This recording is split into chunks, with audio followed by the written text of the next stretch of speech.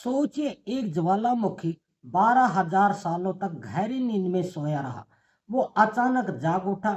जी हाँ, इथोपिया के हैली गुबी में ज्वालामुखी में एक जोरदार विस्फोट हुआ। आसमान में मीलों तक राख का गुब्बारा छा गया।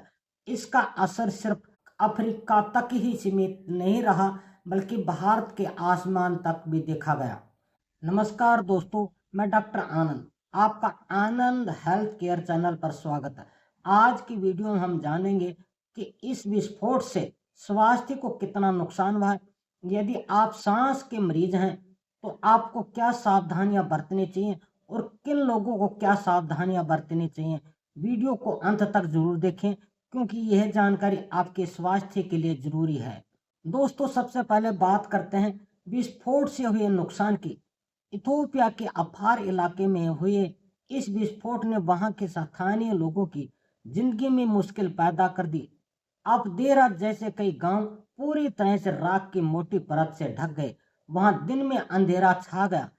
सबसे बुरा हाल तो वहां के बेजुबान जानवरों और किसानों पर पड़ा। चारगाह बर्बाद हो गए। पीने के पानी में जहरीली राख मिल गई। लेकिन दोस्तों, ये खतरा यही नहीं रुका। ये राख के साथ उड़कर 15 किलोमीटर ऊपर चली गई, लाल सागर पार करते हुए यमन, ओमान और यहाँ तक कि हमारे प्यारे भारत देश के गुजरात, राजस्थान के ऊपर से गुजरी।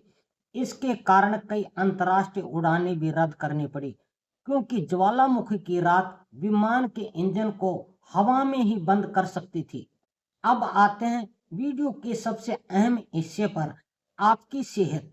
ज्वालामुखी से सिर्फ राख ही नहीं निकलती, बल्कि निकलती है जहरीली और खतरनाक सल्फर डाइऑक्साइड गैस और कार्बन डाइऑक्साइड गैस। ये हवा से निकलकर वॉल्केनिक समाप्त बनाती हैं। आप सावधान हो जाइए। अगर आपके घर में सांस का रोगी, अस्थमा, दमा, सीओपीडी का रोगी है, या हार्ट का रोगी, दिल की बीमारी वाले लोग, बुजुर्ग और बच्चे जिनकी इम्यूनिटी कमजोर है, यानी जिनको बार बार जुकाम खांसी होता रहता है, गर्भवती महिलाएं, यहाँ तक कि हर इंसान को सांस लेने में दिक्कत हो सकती है। इन रोगियों के लिए ये हवा जहर के समान हो सकती है। सांस लेने में तकलीफ, आंखों में जलन और छाती में भारीपन तक हो सकता है, पर यह सीधी तौर पर किसी बीमारी की तरह संक्रमित नहीं कर सकती। सबसे ज्यादा सावधान सांस के रोगी, अस्थमा, दमा, हार्ट के रोगी तकलीफ हो सकते हैं, जिनके फेफड़े पहले से ही संक्रमित हैं। उनको सावधान होने की जरूरत है।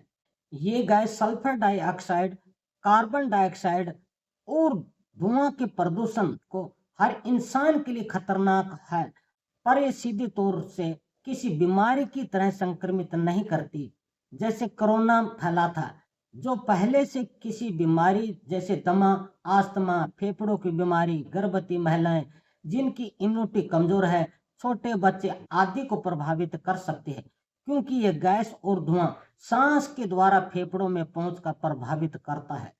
इसलिए सावधानियां बरतें। डरने की जरूरत नहीं। तो अपना बचाव कैसे करें? घबराएं नहीं, बस ये सावधानियां बरतें। आप अपने घर के अंदर ही रहें। जब तक हवा साफ ना हो जाए तब तक बाहर ना निकलें। अपने घर की खिड़की दरवाजे बंद रखें, ताकि जहरीली हवा अंदर ना आए।